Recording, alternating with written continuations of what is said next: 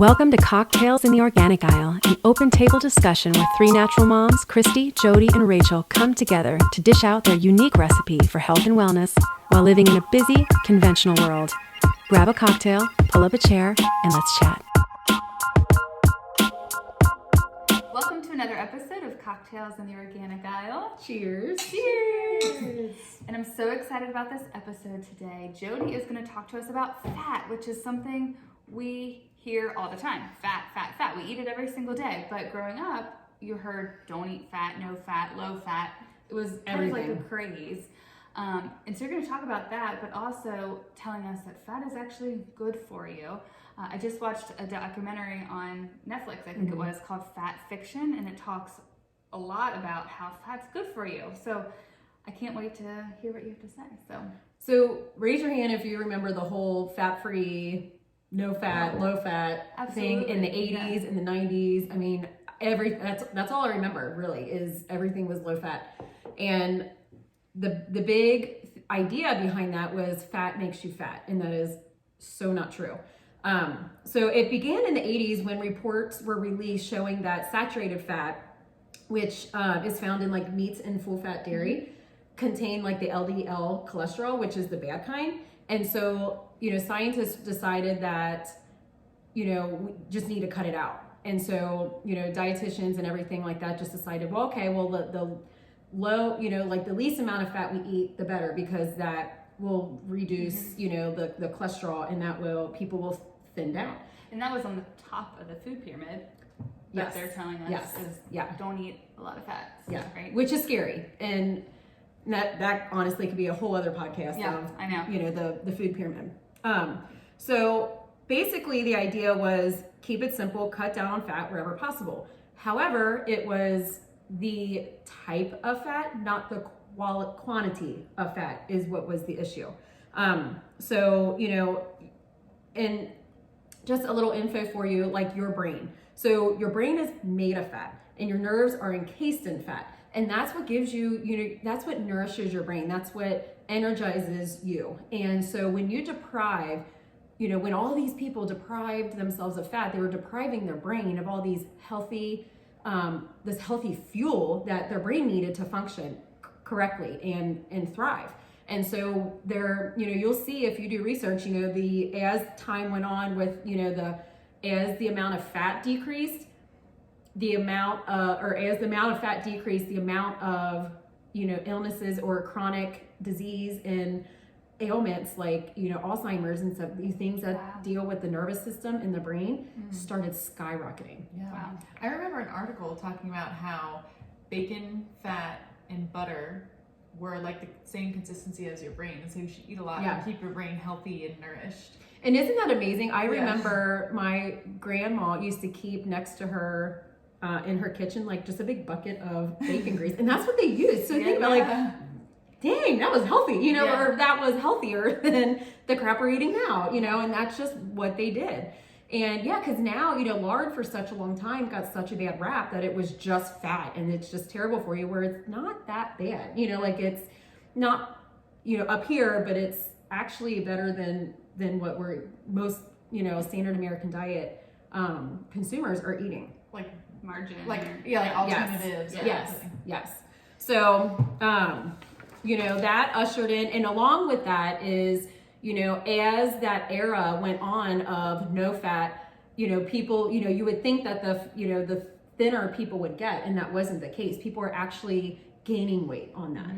And there's a lot of information about that we're going to talk about. So why did that happen? So the fat-free truly isn't healthy. Why? First off, fat, when you take fat out of full fat dairy, you got to make it taste good. And what do you make it taste good with? Sugar. Yeah. So, that's basically what any company will do to make anything taste better, is fill it with sugar. So obviously that's not good. And on our, previous episode, when I talked about sugar suppresses your immune system. And so that's obviously not good for that as well. You load up on sugars, on carbohydrates, high glycemic foods. So they're becoming even more unhealthy by trying to eliminate one thing. So you got to look at the big picture here. You cannot just, delete one thing from your body thinking that everything else is going to fall in. When you are deleting fat, you're taking, they're adding in all this stuff to make it taste better and to fulfill what fat takes out. So you just, the big picture here, companies would say, eat, pretzels over nuts, eat pretzels over almonds or cashews and walnuts. There's a huge difference there. Number one, calories. Number two, the healthy fats and everything and just what it does. Fats are really good for your skin. Pretzels are not, so, there's just, all these domino effects that happened when you take away fat from food. So it's, you're replacing the quality of the food when you take out the fats because they're adding in all these, processed additives, preservatives and everything because they just took out something natural. And that's what's scary. Carbohydrates are metabolized faster than fats. So let's think back to, the snack wells. You could literally eat 3 boxes of snack wells and still be hungry. I remember back in the day, I would get 2 boxes. I could literally eat a box of snack wells, But it was only 30 calories. I know, right? So I'm gonna lose weight. Those little tiny 0-calorie packs of like the little chocolate chip cookies that were like this thin, like these, and you're like, these are so healthy, but you go through 12 bags because you're still hungry. So, because it was all carbohydrates. Carbohydrates, if you're not exercising and they eventually turn into fat. So you're taking fat away from food, but then you're adding the carbohydrates, which will eventually turn to fat because you're not doing what you need to do. If they're not, like taking out, calorically, like, a calorie, for a calorie, or, exercising to burn calories. So you get hungry faster, when you are eating more carbohydrates and fats because fats have those healthy oils that keep you, keep you feeling fuller longer. Yeah. So what does that lead to? More snacking, weight gain. It all is just like this domino effect. So carbohydrates cause blood sugar swings, and let's be honest, we don't need that. We have enough mood swings going on. The fluctuations in your blood sugar are just not good for your body. It lowers your energy, your productivity. So it was just this catastrophic downward slide that we all went into. The body and brain need the right fats to function. As I talked about, your brain is made of fat. So it needs the fat for the energy, for the metabolism, for, just the productivity, the focus. It really just truly is which fats you're eating, not the quantity. There's good and bad fats. So, they were talking about the whole scientific experiment or the study done with why saturated fats were bad is because of the LDL cholesterol. However, and I don't know if this was on the Fat Fiction, where the scientist, cotton picked his... Oh, yeah. They talked about that. Yeah, right. Cotton picked like which study. There was multiple studies. He had a theory, and then he gathered the information, and then he cherry picked the data he collected that supported his theory. Yes. So there was like this many experiments that went on, or pieces of data with all these different experiments, but he cherry picked which ones, which was about this much, that that supported his theory. And looking back now, they realized that it was completely wrong. Yeah, I think he visited like 20 something countries. Don't quote me on that, but I think then he only used 6 in his, like what he presented as his data. And unfortunately, that's not just food and food experience. That's all over. That things are bought and paid for and are supported in the way that they want it to. Everybody has an agenda, which once you learn, once you start eating healthier and looking at more healthier options and ways of living, it's the scary it's just a scary realization. So sorry, I want to make sure that I talk about this because I remember when I first started clean eating, butter was a really hard thing for me to switch. I grew up on country crock margarine. That's just what we had, the big, brown crocks of. I wouldn't even eat regular butter. Like it had to be. Yes. Well, it was creamier. It was easier to eat. Yeah. Well, and I thought it tasted better. Yeah. Ew. So weird. Gross. Have you seen how they make margarine? No. I have no idea. Oh, girls. Okay. And I'm gonna have some detoxing. and guess. Yeah. So this was one of the things I found. It is the margarine manufacturing process, and this thing literally made my heart stop. Put a knot in my stomach because it is freaking nasty how they make margarine. Just putting it out there. I don't even know what it is. So margarine is very refined, which if you don't know, if you see something that says refined or unrefined, think of refined as very processed. Okay, so refined is like, so unrefined carbs are like your potatoes and stuff like that. Refined carbs are very processed carbs. Okay, like pastas and breads and stuff like that. Carrots are, and like apples are carbs, those are unrefined. Okay. So think of refined as processed, unrefined is in its natural state. So margarine is very refined, and you're about to learn why. So margarine starts with, and I don't know if you can see this, it's like a step-by-step chart, of exactly like the process of margarine. And for those of you listening, we'll put this chart up. Yes, we will put this chart up for those of you listening to our podcast. And so first step, margarine is made from soybeans, corn, cottonseed, or canola seeds, okay? Which, number one, most of those are always GMO, which is never good. The next step is to get the oils, they're extracted by high temperature and pressure. The red flag there, very refined. High pressure, high temperature is basically going to take out all the good stuff anyway. So the remaining fraction of oils from that high temperature is removed with hexane and other solvents. Okay, so that just sounds gross. After that, the oils, which are now rancid, which means not good, steam clean to remove all vitamins and antioxidants, but pesticides and solvents remain. The next step is oils are mixed with a nickel catalyst. Oils with catalyst subjected to hydrogen gas in a high pressure, high temperature reactor. Soap-like emulsifiers mixed in. Oil steam cleaned again to remove horrible odor. Yeah, if it's rancid, it's bad. Like it's gone bad. The horrible odor thing is just like, why is there such a horrible? Have you ever odor? smelled rancid oil? It's like when you like have a lost potato in your cabinet. It's like that mixed with like a dead mouse in the oil that you're gonna eat.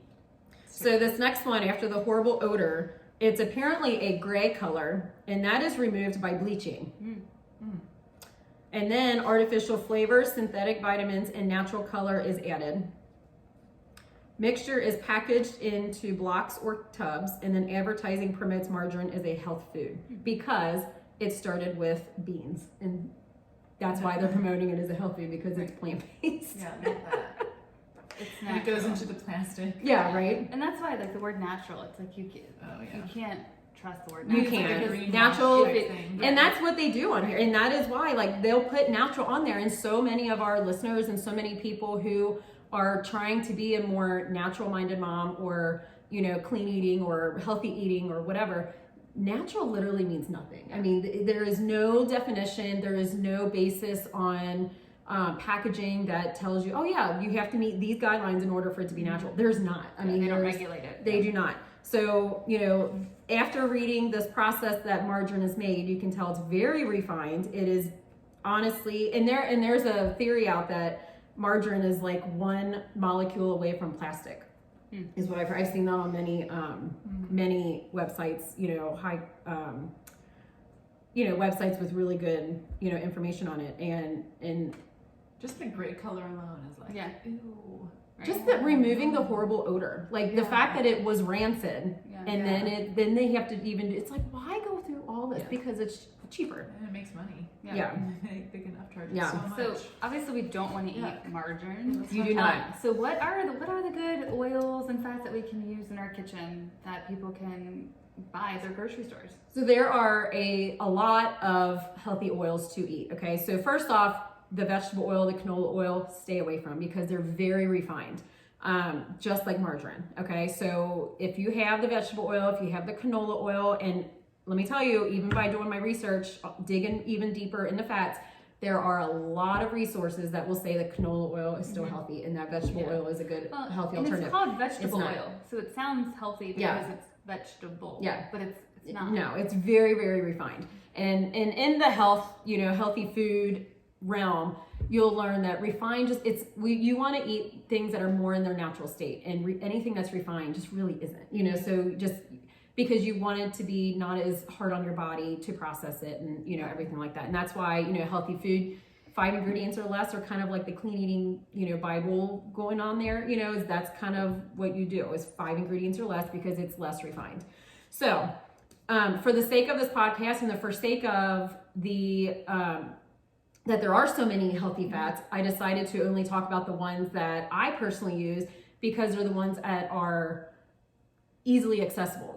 These are like the 4 easy ones to find when you go to Kroger, when you go to Meijer, when you go anywhere. These are the ones that you are most likely, that you'll use. So today I'm going to talk about olive oil, avocado oil, coconut oil, and butter and ghee. Okay. So avocado oil, I love.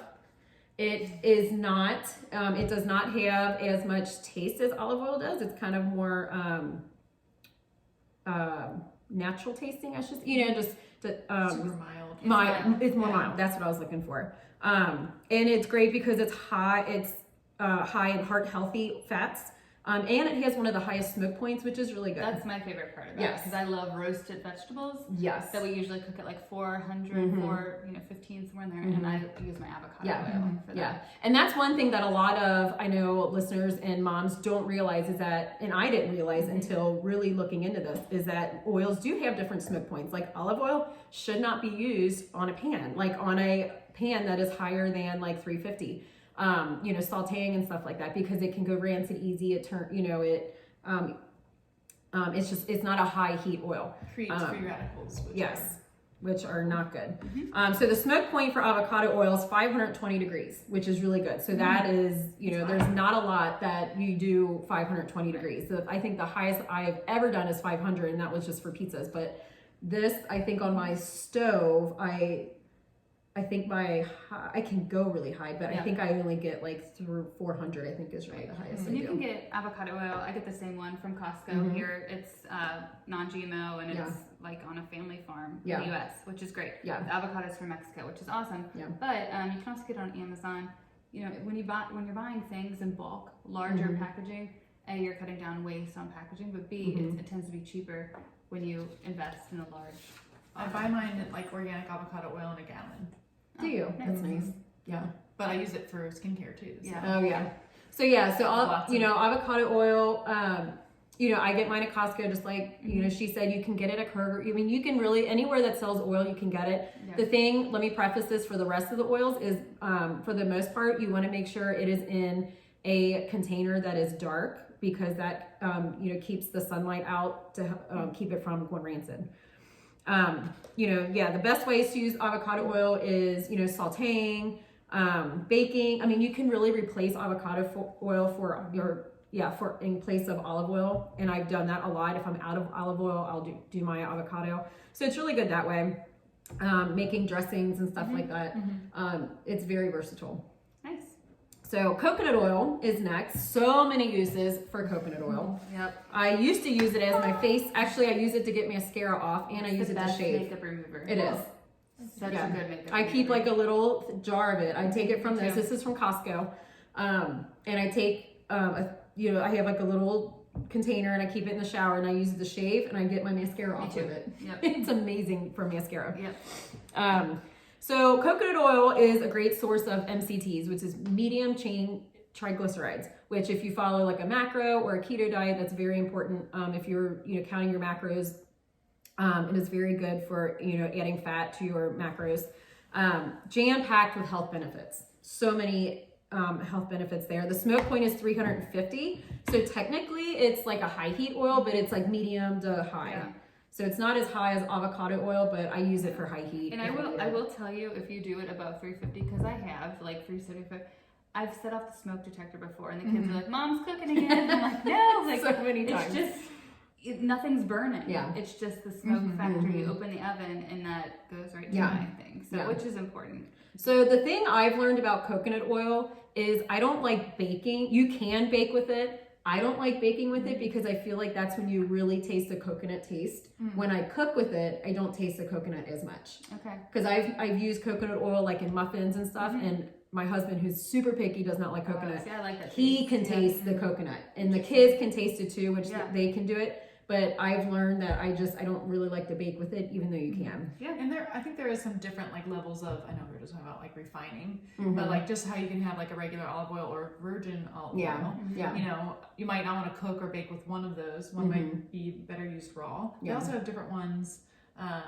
types of coconut where maybe the more refined coconut oil doesn't taste like anything. Yeah. That coconut is, you know, where this might just be What's the liquid coconut oil? Fractionated, because I have some that I've used that with like essential oils. It's more refined, but it's still coconut oil, but it's fractionated in the point where it doesn't go solid at room temperature. Yeah. So, best ways to use coconut oil, like I said, you can use 1-to-1 ratio in most recipes, baking, sauteing on the stove. I've used it in like on my face. I've used it in oil pulling, yes. And then also like just for your skin. I mean, you can literally just put it all over your skin. There's even things for hair. I haven't tried the hair yet, just because have you tried it? You can do masks. I've done like coconut masks. Have you? Yeah. Even diaper rash I've used it on bones or like just, I mean, honestly, massages. Yeah, I use coconut oil. Like it's like when I was pregnant, it was like coconut oil or breast milk. You can coconut oil or breast milk. Either one of those are a good solution for me, but you know that's just me. So coconut oil is a very good oil to have on hand for a lot of different reasons. So the next one, we can go ahead and talk about olive oil. Okay. So with olive oil, you'll notice that there are lots of different types. You'll notice that there's unrefined, there's refined, there's cold pressed. So you do want cold pressed because then that means that there wasn't heat used to extract it, which is way better because then, all the nutrients and everything don't, they stay in the olive oil. So cold press is a lot better. Again, in a dark, preferably glass, but Costco, their price is good, so that's more important to me than the glass on this because I go through it so much. Yeah. I actually have a little glass, like not that it's packaged in this, but next to my oven or my stove, I have the oil pool. Yeah. Because I feel like I would use too much. Oh yeah, it comes out like crazy. It comes out so fast. So it has just a little nozzle. Yeah. And I just like drizzle it on. I used to have spread it a little bit better that way too. Yeah. I used to have all my oils in those fancy oil things. And then like the top, I remember I had like vinegar in one and then like those gnats got in it. I was like, ew, but I need to, my goal is to get these back into pretty ones. Olive oil, the smoke point is 405 degrees. So if you are, which isn't super high. So if you are, definitely don't want to saute with olive oil. I used to do my, cook eggs in it, but then I realized like, I think my eggs were like 350. I don't know. But I usually do like butter or coconut oil for those now. But coconut oil or olive oil is a lot better for like dressings, just using it for dressings, marinades, let's see, what else do I have? I use it to make my rice. I put coconut or olive oil in there. Let me get over my coconut oil. So olive oil reduces inflammation, improves blood sugar levels, and decreases several heart disease risk factors, which, olives, if you think about olives in general, are very heart healthy. The Mediterranean diet uses a lot of oils. So just make sure you're reading the ingredients because there are some that are blends, especially if it's kind of like a brand that is more generic. They'll save money by having olive oil with other oils. My grandma used to have that. It would be canola and olive. Yeah. And you couldn't actually, if you were just shopping quickly, you couldn't tell until you really looked close at the label. Yeah. There was canola mixed in. So. And I will say, I do like olive oil a lot for skin. For skin, it absorbs really fast. Nice. It's really similar to your own body's, kind of oil. But since I think maybe it's pressed from a fruit and not a seed, it does go rancid faster. So if you were gonna do like I'm gonna make like little cute jars of rosemary and olive oil, make sure everything you're using is dried for something like that. And also if you're like a prepper and you're like, I'm gonna buy 100 of these just in case the world ends and I'm gonna put it in my bunker, olive oil might not be the best fat to buy because it most likely will go bad. How can you tell if it goes bad? You will just smell it. It just It smells. smells like that. I think I just go mouse. to it. I go through it too fast. Oh, my yeah. olive oil. That it, So like if if you get like a bottle of olive oil, how long do you think it would take for it to go rancid? If it stayed closed? If it stayed closed. Oh, I don't Or know. let's say if you I'm not opened sure. it, used it once, forgot about it. How long I do you mean, it think might would take? last a long time. It might be fine for Oh, okay. like 6 months, a Oh, year, okay. or something. And I think kind of depending on your heat of your house, if it's sitting above your stove, you know, if water splashed into your container, like stuff like that, kind of I think has to do with it. But just for like long time, I love. Not the idea. I don't have a bug out boundary or anything, but I really like the idea of like prepping and just having stuff. Not even just for us, but if our neighbors need something, like, hey, I've got 6 things of avocado oil in the basement. Like, let me share it with you. You know. Right. And so olive oil might not last as long as other oils. You're not crazy. I like It's in my own I like to way. have rice, beans, oils, stuff like that on hand. Just I mean, like now it's winter, so if we have 12 inches of snow or electric goes out or something goes out, I like to know we can have rice and beans and we'll be stuff that's in a can will last a while, and then rice you can make over a fire. So the last one I want to talk about is, well, the last two I will say is our fancy little butter. I love butter. She is about to take a spoon and eat this butter. So butter was one of the #1 enemies with the whole low fat trend. And it's sad because butter has a lot of benefit. Butter is very natural. So if you think back to, the margarine manufacturing process, butter, you literally separate, you separate the milk from the milk fat and you shake it up and it's butter. So, I mean, very little refining, very little process there, very natural process. So like we said, it is not the quantity of fat, it's the type of fat. Now, obviously everything in moderation. If eating a lot of butter, is not good, but keeping it in or eating it with a spoon. I have to share one story. One time Rachel came to my house. It was nice outside. I think it was last summer. She brought a stick of grass-fed butter. It was a double stick. Was it? No, it wasn't. It was. Okay, it was a double stick. It was a Kerrygold double. Yeah, Kerrygold. And some crackers, some sweet potato crackers. Our kids were playing, and we sat and ate an entire stick of butter with crackers. It's my favorite. It's my favorite snack. It is Rachel's favorite snack. Well, the nice thing about butter, butter, a stick of butter. That's what I'm doing in my next party. hey, it's gluten free. It's good. Yeah. Organic. So the nice thing about butter, so think about, and especially us moms, raising kids and everything. The nice thing about butter is it contains both omega-3 and 6 fatty acids, the same fats found in fish. So let's think about it. Not a lot of kids are fish fans, but we all know that fish is super healthy because of the fat content and the type of fat that it is. So, omega-3s promote brain development. It's a great source of antioxidants, which boost the immune system. So it's all around. Butter just is better than what everybody thought it was, especially if you are getting grass-fed butter, not the, I don't want to say, I already said the brand, Country Crock, margarine or whatever. But if you are truly getting the grass-fed butter, which this is a roll. It's actually usually twice this. We've already used it. It's beautiful. So it comes, I get it delivered through Green Bean Delivery, which I love. And it's Hartzler. So it's from Worcester, Ohio. So it's local. And it's grass-fed butter and it just comes in a roll. So it is like super, this is how it comes. They just roll it up and send it to you. And I'm pretty sure you can get this at Fresh Time. I know you can't get it at Kroger or Meijer or anything, but I do know. Fresh Time. And of course, Whole Foods has it, and Jungle Gyms probably has it as well. The only thing, butter is not a very high heat oil. The 350 is at the smoke point. I've learned my lesson on that a lot, which, heating up a pan, I'll be like, oh, butter, okay, put it on the pan, and it's, fire alarm goes off. Done that not too long ago, actually. And so it's definitely one that, start slow, put it on the pan right away, let it melt with the pan. It's very important with that. See, so I've found, and I like to heat the pan a little bit before I put it on. Well, we have stainless steel. So I feel like if I put the butter on and let it heat with the pan, things stick. But if I wait, I mean, keeping it in the right smoke point, like on medium or whatever, let the pan heat, then put my butter on, then like my eggs don't stick. Really? But if I heat it, and that's just stainless steel. So I don't know. Maybe cast iron, I do that with cast iron. I like let it heat a little bit. Yeah. Add the butter and then. Maybe that's why sometimes, like I will use the same pan and use butter, and I'll do an egg.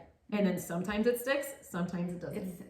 I've found from trial and error, let the pan get hot first, and then put your butter in. It'll melt right away, and then you put your egg in almost immediately. But I don't know, it creates, I actually don't know why, but it doesn't stick that that's way. very interesting. I'll have to try that next time. So butter also has a source of butyrate, which I didn't realize. It reduces inflammation. So inflammation is running rampant in our bodies because of all the stuff that we have. So that's always helpul. So the best ways to use butter obviously is raw. Christy might get a spoon and eat this raw here soon. Organic butter is best and because pasteurization destroys all the essential nutrients. And that's basically with everything. Saute, baking, roasting is really good. My favorite is to melt it and put it on my roasted veggies at the end. Oh, it's one of my favorite. I haven't tried that. I'll have to do that. So it gives it that buttery. I make actually one of my recipes is called butter chicken, and I'll bake chicken slow and low like for a while with butter and like carrots and potatoes, like all and onions, and then like a lot of spices in it. Yeah. It's so good. I do a lot of like garlic butter, garlic butter, shrimp, garlic butter, whatever. So along with butter, some of you may have heard, of ghee, which comes from butter. Do you know how ghee is made? It's clarified. Yeah. So from my, whatever I have in my mind, I might totally be wrong, but it's a way that they take out the dairy, maybe? So they heat it, and then as you heat butter, it smells really good. It like all the solids kind of rise to the top, and they like drain or strain the solids off, and that is why. So it's like the fat. It's just the fat. So it is. So like people on like who are dairy free like ghee because it takes out that lactose in the whey or something like that. But it's super yellow. Like you can see if you're watching the video. And honestly, it smells like butter. It's keeping the vitamin A in there, like I would imagine. Like the nutrients is still. Yep. So So the milk solids and water have been removed, creating the final product that creates the higher concentration of fat than regular butter. So very interesting. And it has a higher smoke point. It does. It's 485 degrees Fahrenheit is the smoke point. So Chad, with his new grill that he uses, now he'll use ghee in place of when he used to use like olive oil, which I told him don't do that on a grill, just because of the high smoke point. So he'll use this now on his grates, and I think this is what he melts, and he'll put it like on chicken or something like that. Now, can you get ghee at any grocery store? Yeah, I believe this is Organic Valley brand. So this is, I believe I got that at Meijer, maybe. I don't remember. Yeah, but you can get it. It. Kroger's too. They have their own like organic Simple Truth brand, and there's another organic brand. But again, just make sure you're checking the ingredients. Like this one is just certified organic butter, which that's what it is. They just processed it a different way. There's no other ingredients in it. So just make sure you're checking the ingredients. So ghee has been shown to produce lower amounts of toxic, carcinogenic compounds, increases level of good HDL cholesterol, and protects against the formation of breast cancer cells, which is very interesting. Sauteing vegetables, spread over grains, meats and baked goods. You really can use it just like butter. It's solid, it'll melt, And a little bit goes a long way. It does, for sure. Yeah. So these are the oils that I use almost, I use all my oils all the time. Olive oil, avocado oil are the ones I use the most. Butter on a lot of things, like melted butter is mainly in, my baked goods. Coconut oil, as we talked about, is not only good in food, but skin and, beauty as well. Ghee, I'm starting, I'm fairly new to ghee. You've used ghee a lot more than I have. Yeah. So what are your favorite like uses it. for ghee? Well, I mean, we make Indian food at home a lot, but I mean, even just to cook it, you know, how you would with eggs. It's more like a fry type thing. So if I'm gonna fry, like stir fry green beans or, you know, some type of meat, like I'll use it for that. Yeah. Yeah. So we'll get, I'm sure I'll be sharing more about my adventures with ghee. I used to call it G. G. What is ghee? Yeah, Or I think the first time I was like, ghee? I don't know. But it's like ghee. Quinoa. It's Yeah. hard to pronounce. Yeah. I will say too with fat, like when I make my kids' breakfast and even our breakfast, I always try to make sure I have good fats. So we'll do like scrambled eggs, but also like a little handful of walnuts, which have good fat, or other nuts, and then even like avocado. Like my kids literally will. Sometimes I cut an avocado in half, and they each just take a spoon and eat half avocado. Yeah. Because you want to make sure, especially with their little kids, their brain development, that you're giving them the good fats to nourish their body. Yeah. And it also, you mentioned this, but it like, then they don't get hungry. You know, they're not just eating waffles, or then they're hungry in an hour. The fat helps sustain them to keep them full longer. I mean, it's so good for you. So we always make sure we have healthy fats in every And meal. speaking of, you know, kids, I mean, I feel like most of our listeners have kids. So, and I'm the same way. I love making sure that my kids in the morning always have a protein, always have healthy fat, which is usually butter. So, you know, think about like butter bread and just put a little bit of jelly, you know, like healthy, you know, spread or something on top is so good.